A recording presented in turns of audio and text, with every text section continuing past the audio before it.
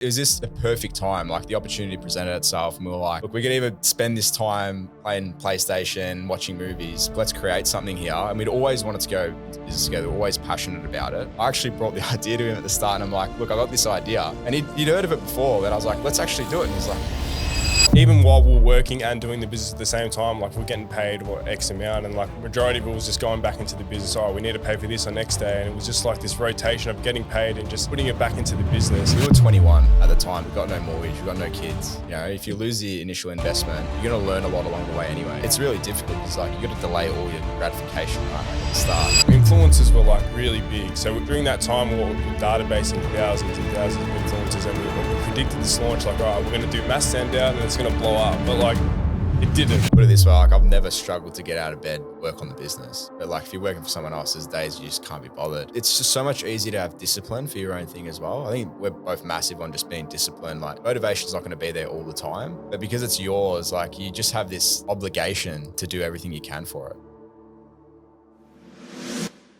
Just quickly before we get started, guys, if you've been enjoying the podcast, can I please ask that you consider leaving a 5-star review and subscribing on whatever platform you've been listening? It really helps the podcast grow.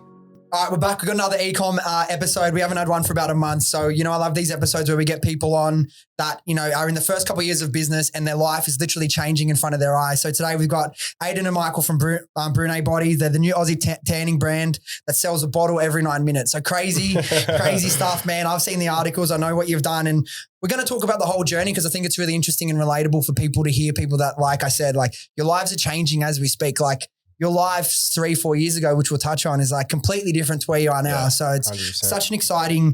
such an exciting time for you. And it's good to hear from people while they're actually in that phase. But something we'll get to in a little bit, which is so crazy. You guys, not too long ago, were doing like 10K months. And then essentially overnight, you went from 10K to the next month, 100K. So 10X growth.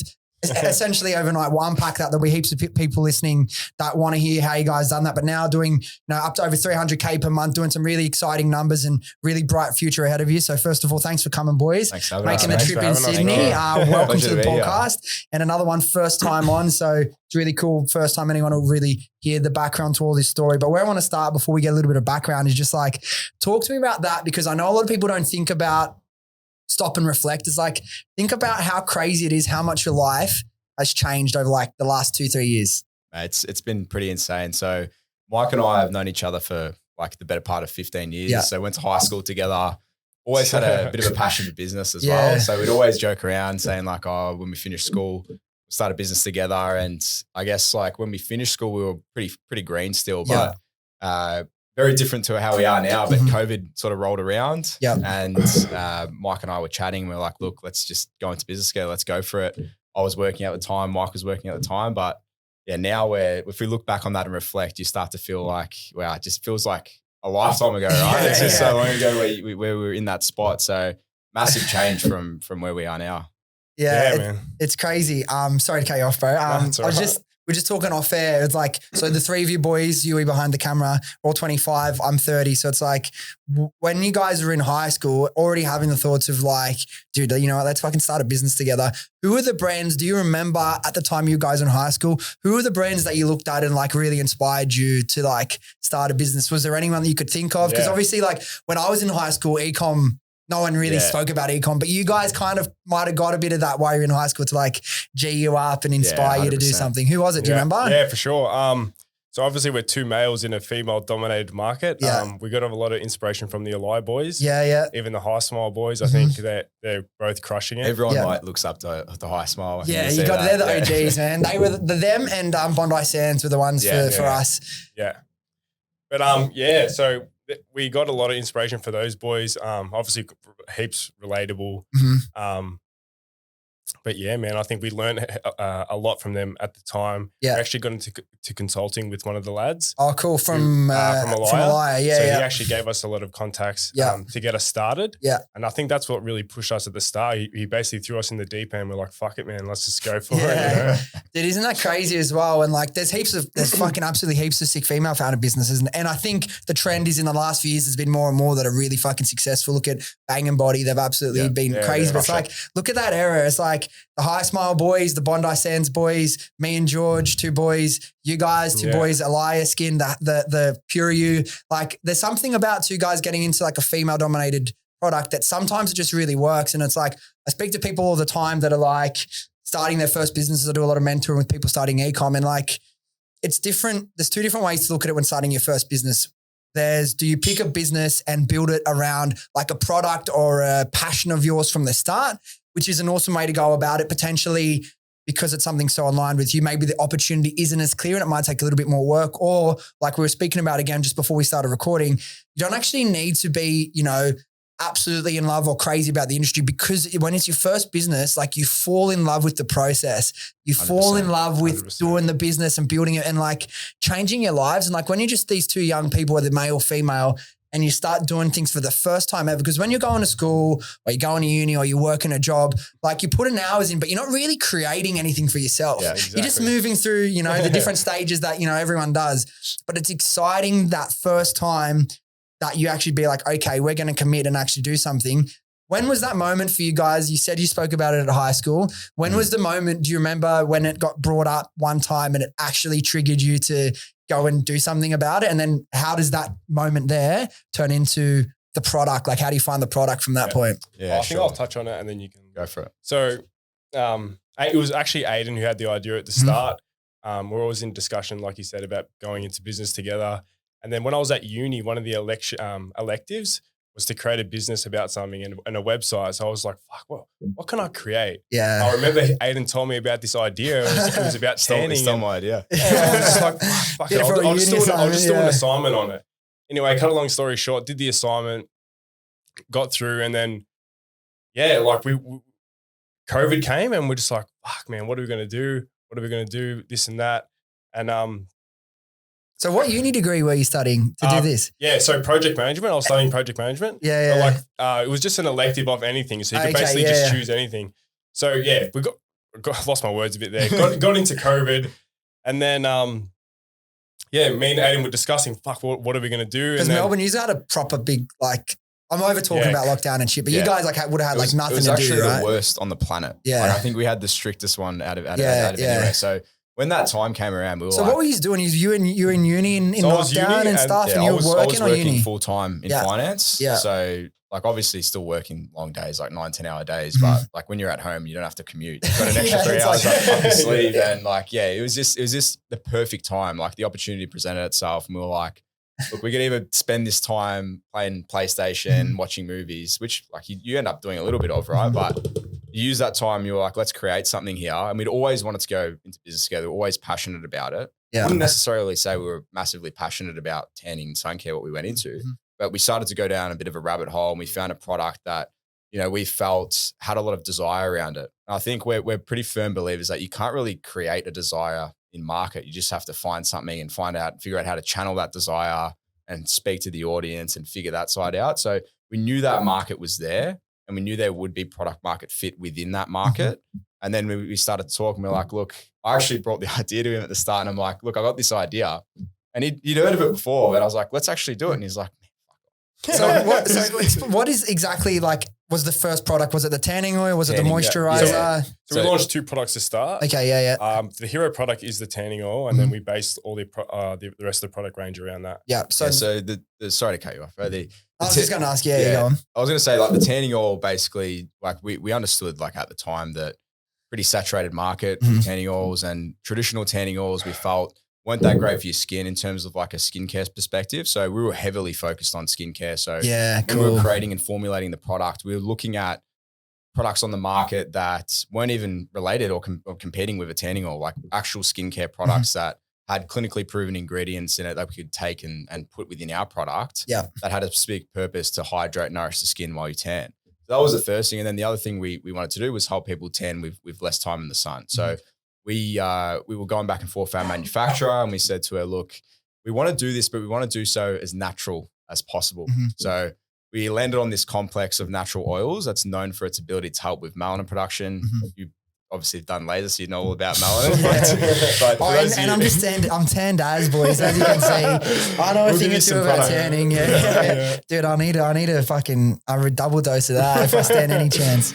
But yeah, basically for those of you who don't know, the more melanin you have, the easier it is to tan. So we basically put that together and we thought, well, we've got a premium product there and let's build a range around that. So we start with that flagship product and then build from there. So going into the market, I like your concept. You approach it a little bit differently. Instead of, hey, let's not try and create a demand. Like we know there's a demand for a certain product already existing. How do you then, so what did you think to do, going to market? Like what was your thoughts? Like if we're going to go into tanning, and like you said, it's a relatively saturated market in terms of the traditional formulations. How did you guys go about like deciding how you're going to differentiate yourself? Because like you said, like there's loads of tanning products out there. Yeah, it's tricky. I'd love to say at that time we were thinking about how we are now. Like there was an element of like that we did sort of land on that sort of product, and now we think about it like, well, how do we basically use our creators, for instance, to take the consumer from A to B and help them solve a pain point with using our ad as the vehicle to help them solve it, and our product as a solution. So at the time, like we knew it was a bit different. Like we knew that like it had a range of really high quality ingredients in it. And when you look at traditional tanning oils that you buy from the supermarket or a chemist, if you actually put one on and you've used one before, it feels like you've jumped in a tub of olive oil and not like extra virgin olive oil, like real thick. Yeah. Like you feel greasy, you feel gross. So the feel was a big thing. The scent was a big thing at the time. We were pretty heavily focused on those features, but in terms of like the actual product and how we were solving pain points and helping people get from A to B, we focus a lot more on that now than we did at the time. Yeah. And what was it, the point that you reached out to do some consulting? Was it to decide on a product idea once you already had that, once you launched? Yeah. Where does that like piece of the jigsaw fit in? Yeah. No, so Aidan had the product first. Okay, cool. So stole it off uni or something. So we had the product and then we saw one of the lads offering consulting and we're just like, fuck it, let's just go for it. Let's just message him. So I messaged him on IG. He replied back pretty quickly. He's like, hey, bro, come see me in my office tomorrow morning. Yeah. So we both went there. We're like, next day. Straight in. Zero time. Yeah. So we went in, pitched the idea to him and he loved it. And then he was obviously in the industry and he had a lot of contacts which would help us and lead us in the right direction. And then I think from that day, we were so deep we couldn't turn back. Yeah. So when you say you had the product, was it you had the idea or everything was fully? So we had the idea and then we obviously moved into a product research. I think it was like a week or 2 weeks. We just did like 2 hours or 3 hours a day on research on like ingredients and stuff, feel, scent. And then eventually we're just like, all right, how are we going to know what people like? So I remember creating SurveyMonkey surveys. Dude, isn't that funny the first time? You're like, a SurveyMonkey, that's probably the best way to do market research. So I was literally creating all these questions. Oh, what feel do you like? What scent do you like? What do you currently use? And then I just sent it out to all the girls on my Instagram. It was like 400 girls. And we're just like, fuck. Got all the data back. Or I said, this is what people are liking. This is what people aren't liking. And then we just got all the data and basically went to our manufacturer and said, is this possible? And then, here we are now with the product. So from the data, because sometimes doing research can make things more, less clear, can muddy the water even more so. Was it from the data you got back when you analyzed it, was there some pretty clear areas for opportunity? And like, was it a relatively easy brief to go and, give to like a contract manufacturer to develop? Or was there a lot of the stuff that, you're getting contradicting views and opinions from everyone? And like, obviously you're never going to be able to create a product that absolutely ticks every single box, every single person. Yeah. How did that like kind of decision go to take that data and give it to someone to make some samples? Yeah. So we have a great relationship with our manufacturer. I think at the time we did heaps of research, got the wish list that we thought was possible and what the data said, and then handed out went back to our manufacturer and said, is this possible? And we went back and forth for multiple months. I think it was like 5 or 6 samples to perfect the product. So it did take a while, but I think the data that we did at the start and the research like really, really helped skip a lot of those months. What was the harder product to develop, the moisturizer or the tanning oil? I think they were both pretty difficult to get right. Like we were going back and forth for ages and we wanted to test it on like all different skin types. So we just like messaged every girl we knew, and we were just getting it into the That's why you got to do it first time, We bro. were meeting up with girls on the weekend, like with like 3 little oil samples saying, oh, what do you like about this? What do you like? And just That's like the going to like best. different groups of girls, man. It was man.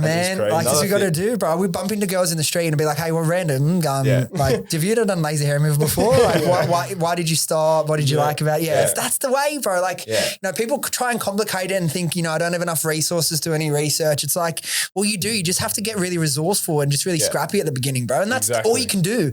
Yeah. You're not an expert when you launch your first business, far from. Even like 6-7 years in, you're far from that. You just got to start. 100%. You know what I mean? So, okay, you go fucking back and forth to that point. How do you then, like, what's the total cost? Because contract manufacturing, it's pretty, compared to finding a random product off like, you know, just straight private label off somewhere off Alibaba, there's usually a lot more costs involved. Was that something you guys had to invest a bit of coin into? Well, we basically invested everything we had at that point. I think, we, even while we were working and doing the business at the same time, like we're getting paid X amount. And like majority of it was just going back into the business. Oh, we need to pay for this on next day. And it was just like this rotation of getting paid and just putting it back into the business. It was. What were you guys doing for work at that point? I was in finance. And you were doing? I was working at the airport. Oh, that's it. You're doing customs. Customs at the airport, And what was going through your head in terms of like when you're making the decision to put like, say like 70% of your pay straight into the business account? What was going through your head in terms of I'm taking a big risk here or it didn't feel like a risk? Explain kind of your thought process behind that and how you approached it. Just a quick one from me. If you've been listening to the podcast for a while, you'd know that after scaling Happy Skin Co. to over $10 million per year, I spent close to 18 months creating the Viral Brand Builder program, which teaches someone with zero experience how to launch and scale their very own e-commerce brand. With over 100 training videos and direct access to me, including one-on-one calls, you'll be guided throughout the entire process. Now, we already have a bunch of incredible results from students that are making multiple 5 and 6 figures per month. So if you want to learn how to build a business that has the potential to completely change your life, then click the link in the description and book in an application call today. Spots are limited as you'll be speaking directly to me. So hopefully I'll chat to some of you soon. But until then, let's get back to the podcast. I think for us, we were 21 at the time. So we'd sort of like in our heads landed on this point where we were like, well, we got no mortgage, we got no kids. It's the best time. Just fuck it. And like if you lose the initial investment, you're going to learn a lot along the way anyway. So I know that sounds very cliche, but like it's such a good opportunity. If you do have money to put aside and you're really passionate about doing something, you just go for it. And then your back's up against the wall as well. So you want to make it work. But then once you already have invested, like say you've invested your savings, what's another little bit more that comes in after that? Like you just want to keep doing it until you get somewhere. But it's really difficult because like you got to delay all your gratification, right? Like 100%. But it's like people say that all the time. Wow, because I was the same. We put like 20 grand in, and by the time I put like my half in, I had less than $1 grand left. And people just always say like, wow, like I could never do that. Like, how could you take such a big risk? It's like, dude, what difference is my bank account if it's 10,000 or 1,000? I'm not fucking pulling up any trees here anyway. Like you got to do it. Like the risk is staying in a position where you know you're not going to be, you're going to be unhappy. You know what I mean? So it's always interesting. Like you just got to do it. Like, I mean, I'm sure even if it failed, no regrets. Yeah. Right. That's the only way to do it. Now I want to ask as well from that pre-launch period, because I know we had a bunch. And I know everyone does. I've spoken to you many times before he just launched his brand. What was your biggest hurdle pre-launch? Like, was there you guys have any moments or any like challenges that were getting to the point where you're like, I don't know how we're going to overcome this? Or does anything stick out as like the biggest challenge you guys had to overcome? Because 12 months, it's a decently long pre-launch period. Yeah. So we actually started talking about the business probably August 21. Mm-hmm. And then was it 2020? 2020, yeah. Yeah, so we obviously got all the research, started doing the product development, which took multiple months. And then by the time we realized it was out of summer, so we were ready to go in like Feb, but we're like, oh, fuck, we can't launch this in winter. You know? Like, no way. We're a summer brand. So we stopped and we just said, we'll perfect the product more. We'll work with influencers. We'll start to understand the business side a lot more and we'll launch later that year. So I think just understanding like how long a lot of this stuff actually takes, like, once the product fill was done, we then had to get packaging and then realized there was a 10,000 order MOQ and it was going to take like 8 weeks to come. And we're just like, fuck, we're so far behind. We thought we were going to be able to order 500 units. Of like packaging? Of the filled product at the start. And like even one of them was like 300, and then we get the MOQs and we're like, fuck, that's not what we thought. Really? Yeah, so what was that? Was that like an error on your part, not asking the 100%. question? Yeah, I think it was just an experience in the industry. Yeah. Like, yeah. So you go through all the development, like, yeah, it's going to be. So how many units did you have to order at the start? So for the product fill was 2,000 of each. And then with the packaging is like, you have to buy 10,000 of each. So we launched 2 products to start. So all our cash was in this empty inventory. And we're just like, fuck, that's where all our money's going. So talk me through that launch. Then you had a little bit extra time to, finalize the product, get all the little details right. At what point did you launch in 2021? Yeah, we coming launched in towards December, like spring, summer. December 21. 13th, 2021. December 13th. Was that you launched at that point because that's as soon as you were ready, or you felt what happened was we were going to launch. So basically, if you're selling a seasonal product, our view is you want to probably start pushing around August, September. Yeah, coming into the season. Coming into the season, exactly. So I think for us, we lost our scent on one of our products. So like the manufacturer of the actual fragrance like went under or something and disappeared. So we're all ready to go. And then last our manufacturer called us and just like, your scent's gone. And Ballato, like when we talk about like loving a scent, like I've never seen any more heartbroken in my life. Like everything was perfect, ready to go. And then like one call and it's all over. And we're like, oh, now we've got to go back and ask these girls. Like we've done all that work on the scent and everything. And it's gone like just right before we're about to do the mass order. So kind of had to start again and go with the second scent, but we got there in the end. How would you describe the first scent? Oh, it was pretty good, man. He still his background on his phone. I still ask him like, oh, can we get that scent back? It's just like, but it was good. So, talk me through launch. Yeah, because I was going to say, obviously, it doesn't sound planned. Like, obviously, you'd want to launch a little bit earlier, even like Black Friday period could have helped. So, you launched mid-December. Yep. Do you remember how you got your first sale, who it was? Was it from an ad, organic? What was it? So, at the time, influencers were like really big. So, during that time, we're databasing thousands and thousands of influencers, and we predicted this launch like, all right, we're going to do mass send out and it's going to blow up. But like, it didn't, like, so launch was decent. I think we had the only strategy was influencers. We did a massive send out and like, it was okay. But we didn't really have a really good sales channel at that point. Yeah, we had nothing dialed in to the sales channel. Like, it was like, we're going to do influencer marketing. We didn't know how to run Facebook ads. We didn't have an agency. And we were like, I remember we would wait it would be like the weekend and it'd be a Saturday and it'd be like 30 degrees in Mullan. And we'd be like, fuck, this is the day that this is the day we're going to get sales because people are going to be posting at the beach. So that was our sales channel. And like, as you know, it's never going to work. But for content, it was amazing because we get all these people posting and then we started to have like a bit of a cult-like following in terms of people wanting to post and at Bruane when they're at the beach. Yeah. So it worked really well from that angle. How many do you reckon you sent out from the original batch? 250 on launch. 250? And how many posted do you think? Oh, maybe like probably like 40%. Yeah, 40%. Pretty good hit rate, Mate, most girls around Victoria, Sydney, I'll probably message every single one of them. I think the brand has messaged every single girl, but a lot of them don't reply or don't. It's hard to get girls to post. It's just a numbers game, It is. You got to play the numbers game. But see, that's the thing like that really burnt me in the early days. And it's funny, I actually was at an event with the High Smile guys and we were like probably 6 months in. We were crazy, like we were growing crazy quick. Yeah. But I remember for our product, think about it, like we're selling our products for like $300. Like even our cost price, it's like, I don't want to it's still a decent amount of money to send for like less than half people to post. Really fucking burns you, man. But like, it's just part of the process. Have you guys, obviously the roles of influencers in terms of like marketing and like, they're still really good for content and I guess brand, maybe less so in terms of conversion. Like when we started, like conversion off the back of influencers was really strong. But did you guys, how have you managed that today? Like, are you just like tracking them all in an Excel sheet? Do you use any of the software to do that for you? What do you do? We've got our own Excel spreadsheet. Yeah. We used to do mass send out, but like that strategy doesn't work anymore. I think we work closely with like a select few influencers and start to build that relationship. And like, even though we send them 3 or 4 products over a 6-month period, like we know the content we're going to get and it's going to work. So we can just feed that into Facebook.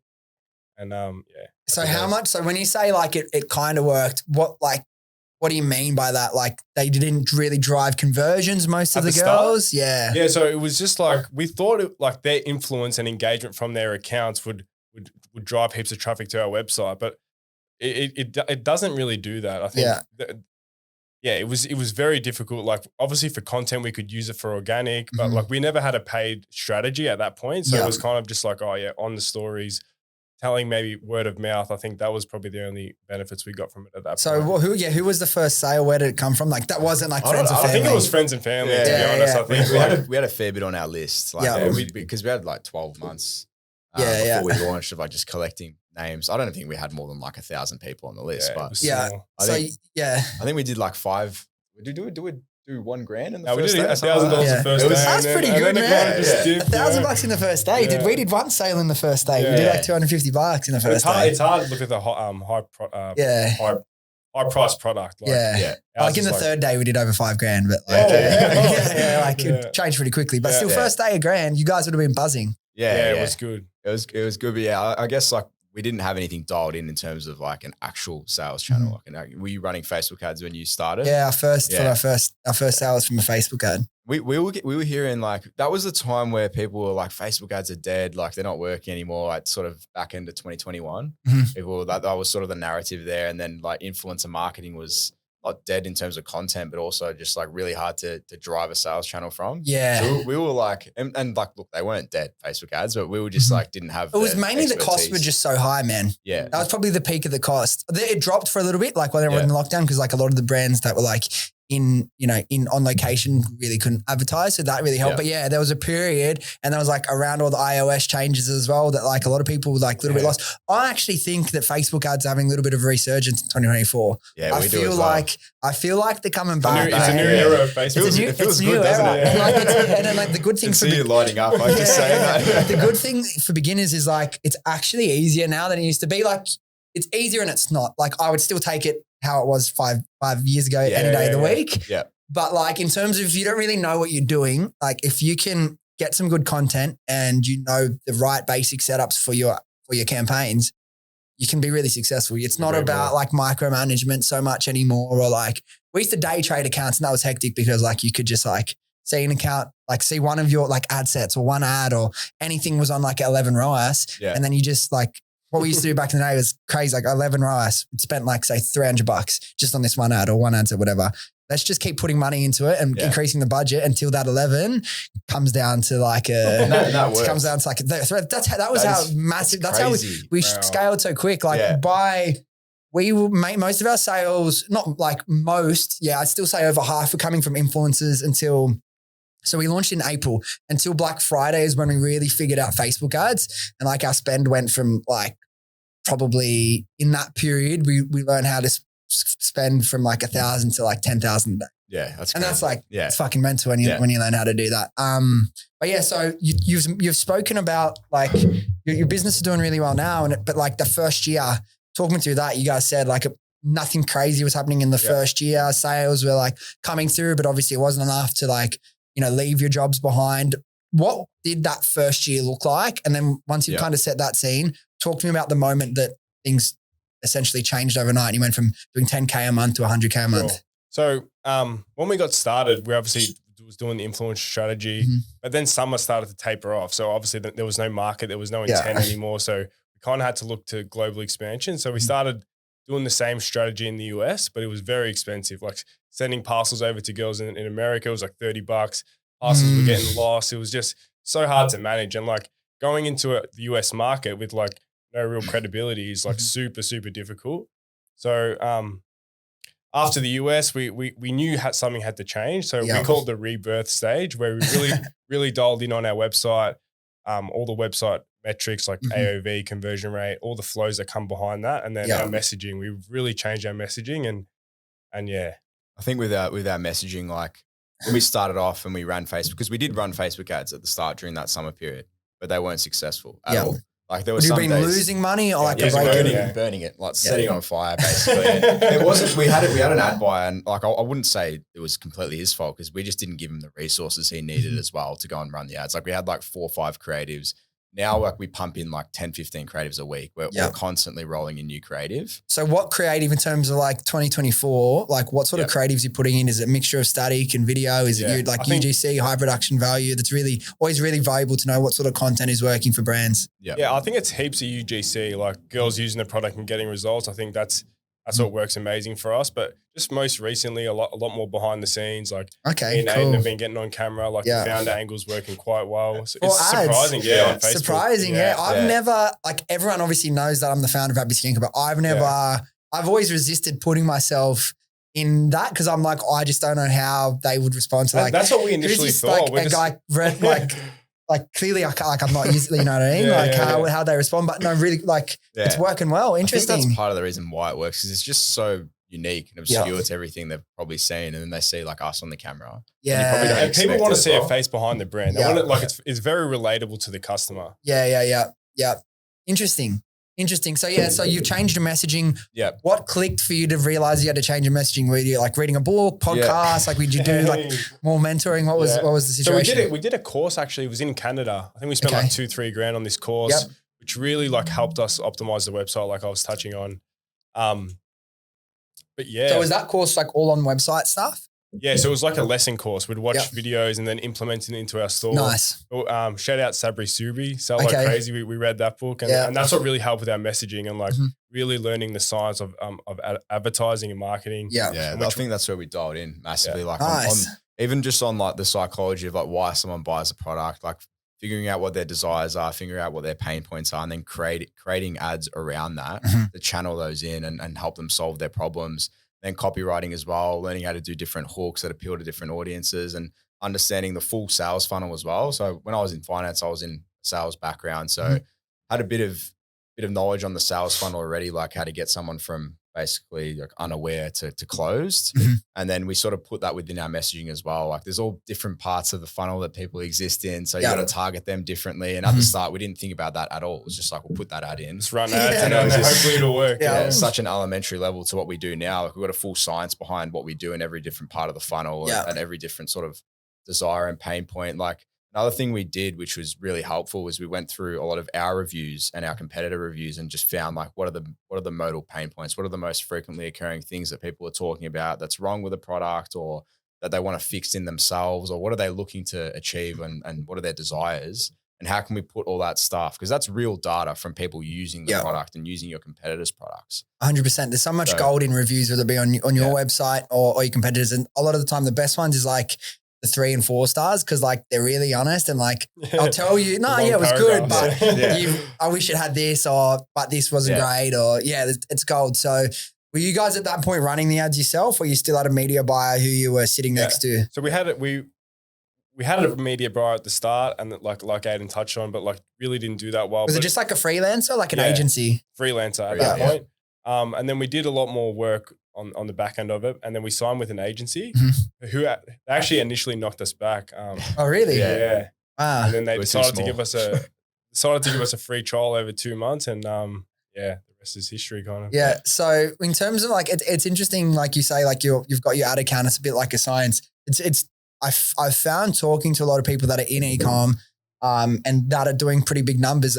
People have like a wide array of like vastly different ad account setups as well. Yep. Some people will have like no targeting campaigns and like they'll be spending 80% of their budget on Advantage Plus. Are you guys a little bit more regimented and structured, a little bit more the old school way, or are you guys moving to Advantage Plus as well? We actually were on a call yesterday. It's funny you say that. And like we do all broad. Like still all broad now. And like we do you like exclude men or?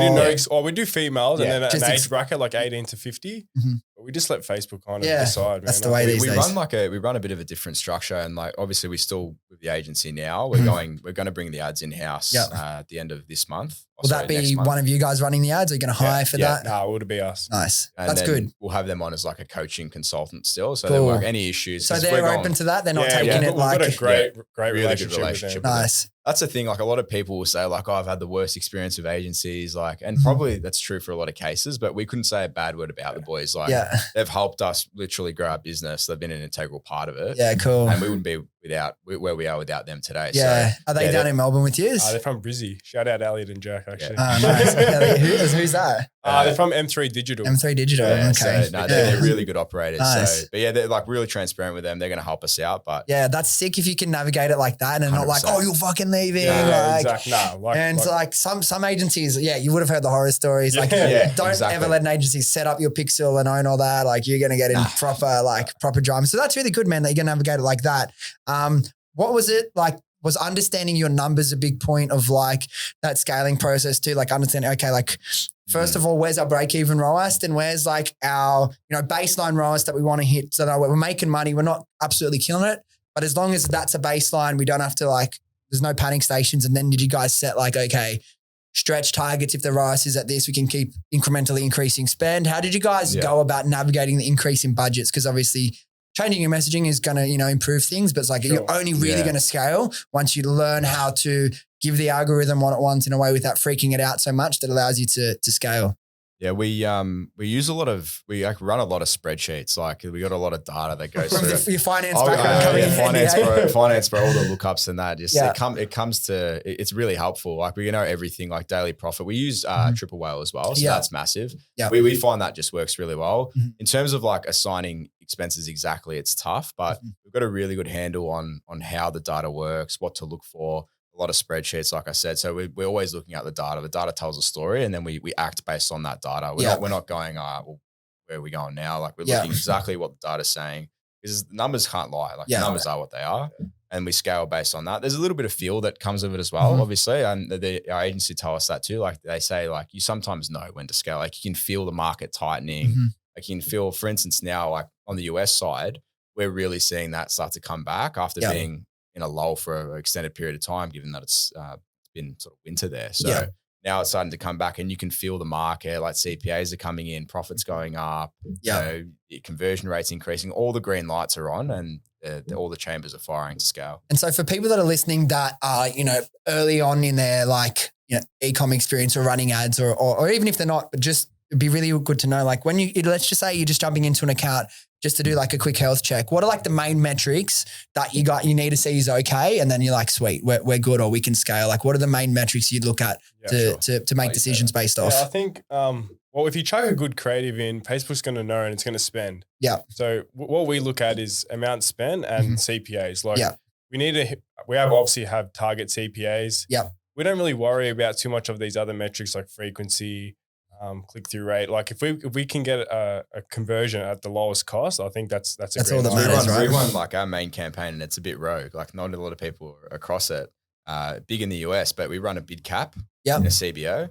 So basically, we don't really care like what the frequency is, as long as we're getting sales. And you need the creatives to do that though. Like you need to have, because a lot of businesses can't do it because they don't have enough creative. So we're just flying creatives in there, letting it spend, letting it figure out where to put the budget, and just sort of like we've got about 250 creatives per country. Like we just spam creatives, and like even though some of them might not work, like from a frequency perspective, someone might see an ad 5, 6, 7 times, but that 7th time, all right, that's the one. I'm not buying.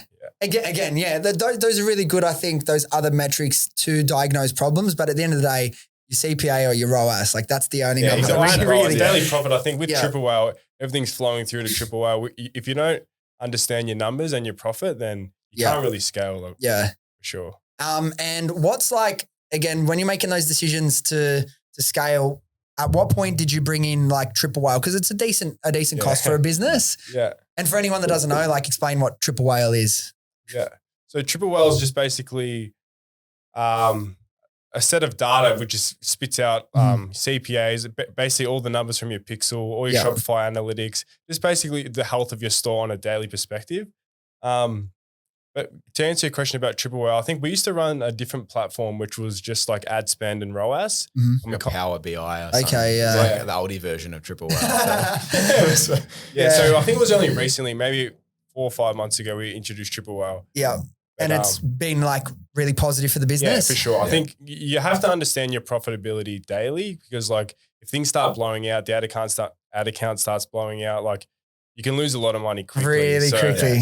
Yeah. On that, like in terms of thinking back on some of the lessons you guys have had, does anything stand out as like, because I always find it's really interesting in terms of like a vantage point for people listening that are operating a business, hearing like some of the things that people wasted the most amount of money on. Does anything pop into your head like this marketing campaign or this influencer, or was anything stand out that you wasted money on? We never did a massive macro influencers. It's all just been micro. I think that's been great for us. We had a bad experience with a PR agency. Oh, really? Trying to push a lot of articles. But yeah, I don't know. Yeah, we're pretty diligent in like where we put our cash. Like we've obviously had like a few losses here and there. Like the biggest loss for us has probably been that like we changed our packaging. Like we had an issue. The spray was malfunctioning on our old oil packaging. So we were left with like, I don't know, 15,000 empty units. Wow. So we couldn't fill. We just recently binned them the other day, actually. It's not great for the environment, but. So yeah, we lost a lot of money. I wanted to ask you about your PR because like some people, you know, that maybe don't understand where costs are best spent, you know, in an ecom business were like, all right, I'm 3 months in, I'm going to take on a PR agency. Definitely not the time or place to spend, you know, on a retainer on PR. I was going to ask though, like with the articles you guys got, what's been the best, like the most successful way in terms of getting PR? Is it, you know, when you had an agency, is it finding who the editors are and pitching them directly? Is it using something like Linkbee or Linkbee all the way? Linkbee? Yeah. Linkbee's great. I think even just cold calling on LinkedIn and stuff like that works quite well. But the agency is like, I don't know, you put a lot of trust in them and it creates like, they try to sell you the dream essentially. And you're like, oh yeah, we're going to be in all these articles and we're going to be across the media, but it's better to just build a brand yourself, like a personal brand, and then let them come to outreach you, really. Yeah. I'll ask you off air. I don't want to burn anyone. I'll ask you off air who it was. I don't know. We won't burn anyone right now. No. Yeah, so Linkbee's worked well for you guys? Yeah, Linkbee's great. Super. Yeah. How about in terms of not just getting it, the articles, have you found in terms of an acquisition channel, have you been profitable on sales? Like, does it drive sales for you or is it just good for awareness and social proof? I think it's really good for credibility. From a sales, like if it's bringing in money, I think Facebook really drives a lot of our sales. So I think if you combine the two, like getting an article and getting people through your funnel, like they're going to work together. Using that article as a creative. Yes. Absolutely pumped. I think that's been one of our biggest ads. It's made like 70. So it's just like a static out of like a screenshot of the article? It just works. Like you've got everything in there. You got like the credibility, social proof is like the expert from expert sort of authority in there from 7 News. So yeah, that's been a massive one for us. Yeah, so they're really good articles. Articles. I had a read of them just in preparation. They're really good. In terms of like channel diversification, what does that look like for you guys now? So you got Linkbee and like some PR feeding in. Facebook's the main one. Is there anything else? You're doing TikTok ads? You're doing much micro influencers anymore? We used to run TikTok ads. But we've had a little bit of trouble there. I'm just scaling, but we're trying to implement an organic strategy. So we've hired an organic TikTok marketing girl who creates behind the scenes and just really tries to hit our customer from a different angle. Google's strong for us as well. I think we want to launch in Amazon in the US. Interesting, which is really exciting. It'd be interesting to hear how that goes. Like, it's just such a different, like Amazon, like building is like properly like growing a product on Amazon. It's like such a feel like it's like not, it's like ecom adjacent. It's like, it's not just a different, I've just got like no idea. Sometimes people come to me and feel like, I'm thinking of starting an ecom brand or Amazon. What do you think? I'm like, well, I don't know anything about starting an Amazon brand. So I can't really tell you, but that'll be interesting. And then I know you guys have had conversations in terms of, you know, you got a really, you know, exciting product. There will be retail interest at some point. What sort of store do you think suits, like what sort of store do you think suits Bruane Body? What sort of shop would you want to be in? Yeah, sure. I think more so chemists for us, like just having the sun care range in there where a lot of our focus now is shifted towards sun care. So down the SPF route, we're doing a lot of products or formulating a lot of products there. We've got something coming out really soon. I don't want to divulge too much because like to give it a bit of a surprise. SPF, you're more talking my language now. Yeah. So we got something cool coming out there that we've been working on for like probably 12 months now, right? Yeah. So that's long done. MPD when it's like SPF stuff as well, like all the testing and whatnot. For sure. Yeah, there's a lot of stuff that comes with it. But yeah, we're super excited to launch that and obviously just want to get into stores eventually. But when you guys are like having a discussion around like where do we take the brand in the future with new products, what are the considerations? Like how do you decide what to launch next? Because it's really tempting to just be like, oh, let's just do that and that'll sell. And it's like 100%. A lot of times brands have introduced products and they don't add the revenue you'd expect. Yeah, looking at like market desires again and like what we sort of need. Like for us, SPF was because our initial products didn't have any SPF in them. Obviously, we always recommend to use with an SPF, but then we were like, why are we recommending using other brands' SPF and not having a Bruane SPF? So then we were like, okay, well, let's start working on that as a first point of call, just because we need to have that as well. Definitely. And we want to have that in our brand. And then it's just, finding out what the different desires are in the market, figuring out like what are the different pain points of the people using our products and going back to that as the drawing board. I think to answer your question, we obviously look at the market to see what our competitors are running. But we work very closely with a lot of our customers and like we ask them, what products do you want us to launch next? And it's easy for us because we're selling to them at the end of the day. So why wouldn't we ask them what they want? And so, basically we can sell to them directly. Yeah. So you use your customers as like a data point for making those decisions. Now I want to ask you about the day. I know like you're full time and you've recently completely you transitioned down to a couple of days of the old finance stuff to keep the brain sharp, but you've gone full time as well. Talk to me both individually about the days you decided to quit your jobs.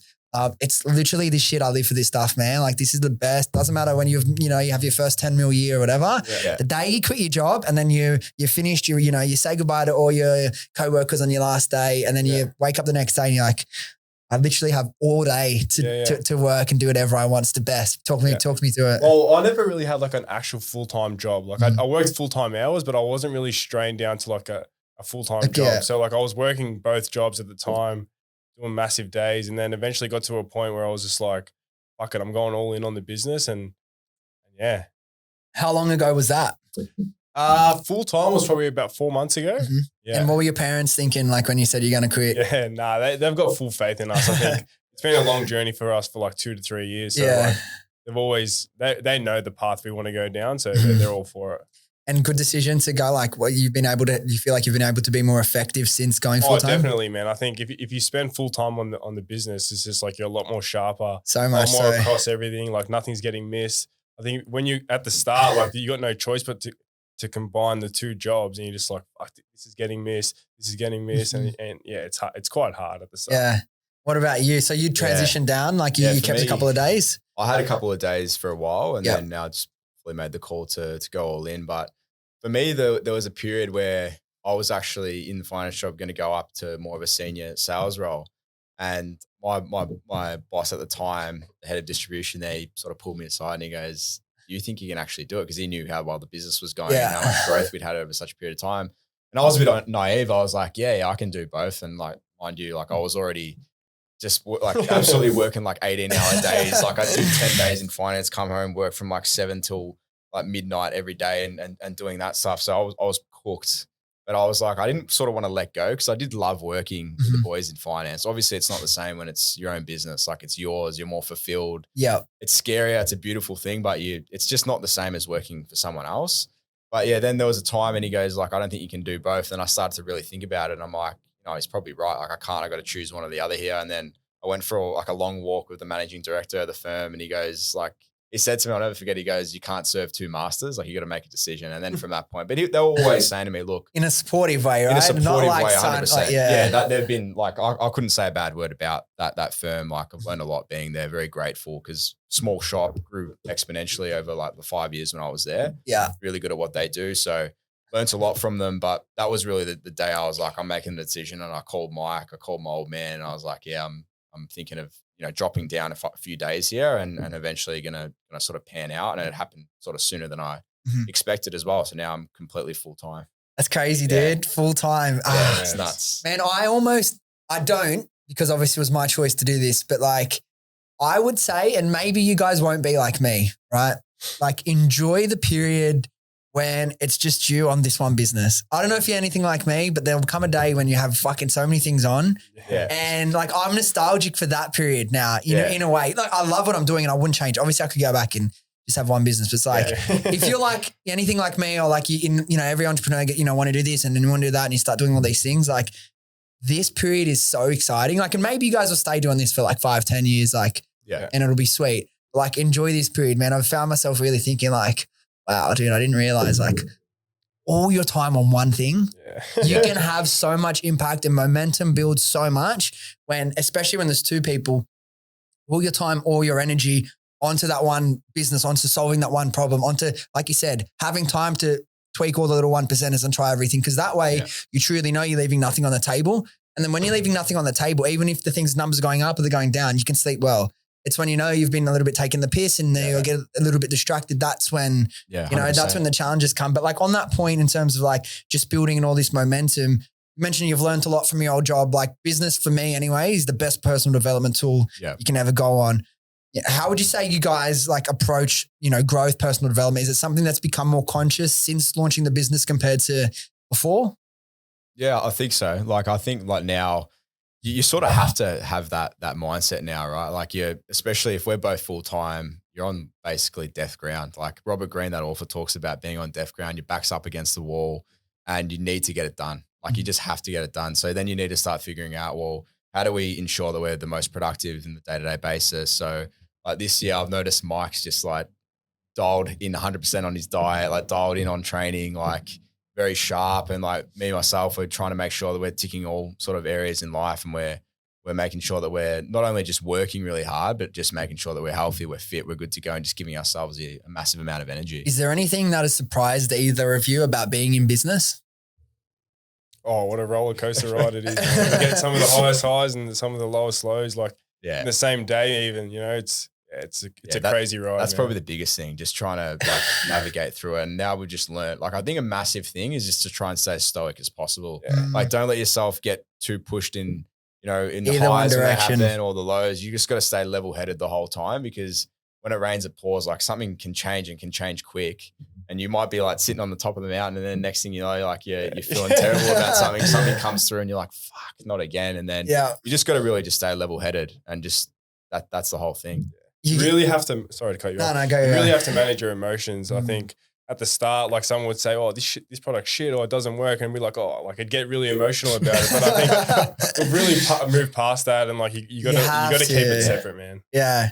That's funny, man. Like I had the same thing. It's like, dude, why didn't anyone tell me this is what business was? It's like, because you're just constantly solving problems, and solving problems doesn't mean it's always a negative, but you're still always solving problems. And like, I don't think people realize, like, you know how like you hear like people like Steve Jobs and heaps of entrepreneurs that wear the same thing every day, so they don't have to, that just one less decision, because you get decision fatigue. And like this, you have to make so many decisions. And I think like being able to make, this is something that I learned as well, because you can procrastinate so much and things can blow out so much in time. Like, you're better off to make a fast decision, based off some data and whatever, if it's gut feel, whatever, but make a fast decision and get your learnings quick either way. Because sitting on it and debating and back and forth, that's actually where the problems come. You stagnate, things start to blow out and start taking a lot more time. But yeah, bro, it's just that journey, isn't it? Right? Yeah, what do you say? Obviously there's challenges. What's your favorite part about like, having your own business, would you say? Yeah. Oh, I think when we go away on the weekends, like everyone's going to work on Monday and I'm just just coming in and working forever. But nah, man, I think just building something that you're proud of, and like obviously we work super hard on the business, and like we just put all of our energy into it every day and every week, and it's just like we've built something amazing here, and I think that's something to reflect on and be grateful for. Yeah. When it's your own thing, it's just different. Like I said before, like you've got a different level of fulfillment within your life.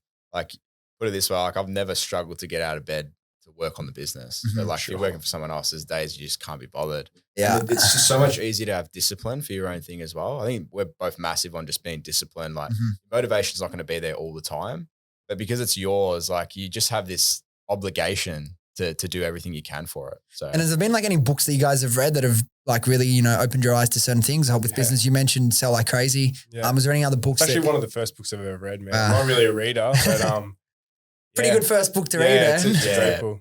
I'm into like the books on psychology. So I don't know if you read Cybernetics. I just finished that recently. Yeah, I've read half of it. It's cool. It's just so old school, man. It's a bit of a hard read, but the message, the reason I feel like I didn't get through it, because I'm like, I get it. Yeah. When I get something, I don't need, I'm not the person that needs to know all the science behind it. It's really fascinating. Yeah. But like another thing, I don't know if this is something that has been part of your journey, but for me, it's like the law of attraction, visualization has been massive for me. Yeah. Some people will want to understand like all the quantum physics about it, like Dr. Joe Dispenza and whatnot. For me, it's like, I can understand all that, but if I know something in my core, I already know and I don't need to question it.